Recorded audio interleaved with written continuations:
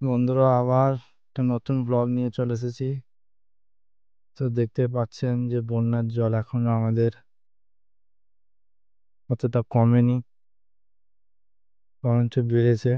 দেখতে পাচ্ছেন সেই টিনের নৌকো নিয়ে আবার একটা নতুন ব্লগ করছি। একটা পাহাড় পেছনে আমার, পাহাড়টাকে ভালো করে দেখাচ্ছি। দেখুন, এই যে প্রচুর গাছ,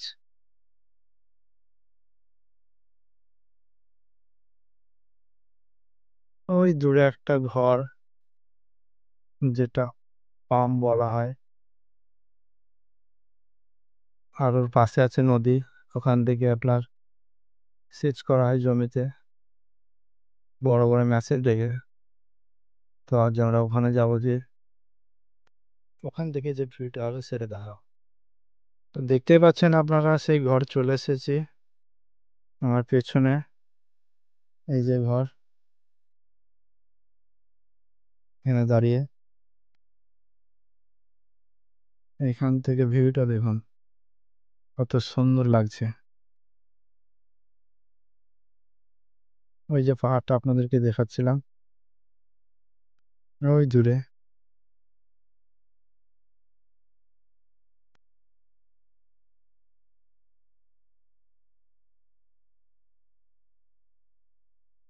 তো ফাইনালি আপনার ছাদে উঠে পড়েছি, ঘরের। দেখতে পাচ্ছেন এই যে এটা ছাদ, আর ছাদ থেকে ভিউটা দেখুন। ওই দূরে আপনার ব্রিজ যেটা দেখা যাচ্ছে না এখান থেকে। আর এই পেছনে নদী, আপনার এই গাছটার পিছনে নদী। এই যে ঘরটা দেখছেন, এখানে মেশিন থাকে বড় বড়, এই ট্রান্সফরমার, এখানে এটা নদী। আর ওই বাঁকে বেঁকে ওই দিকে,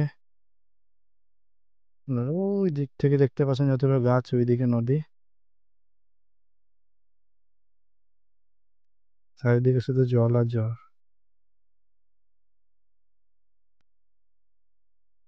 আর ওইটা আমাদের গ্রাম।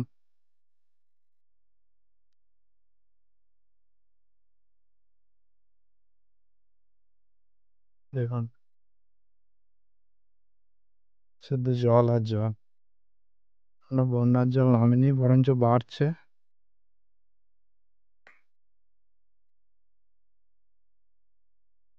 যে এটা নদী, আপনার এই পিছনে গাছের পিছনে নদী, আপনার এটা ওই যে গাছগুলো দেখছেন, এটা নদী আপনার।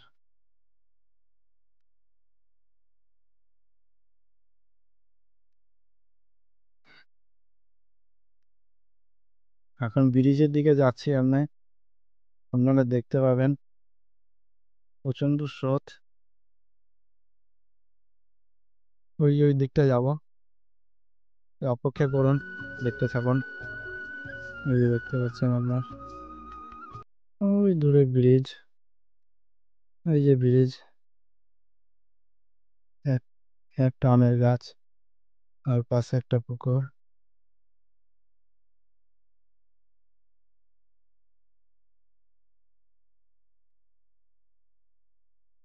ওই তাল গাছটার পেছনে আপনার ব্রিজ আছে, আর এটা রাস্তা আপনার পেছনে। এটা গ্রাম।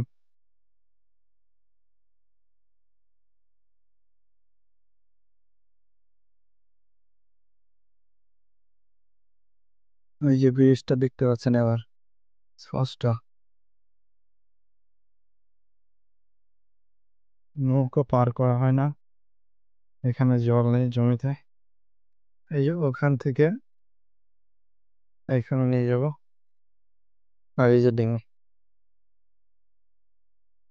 দেখতে পাচ্ছেন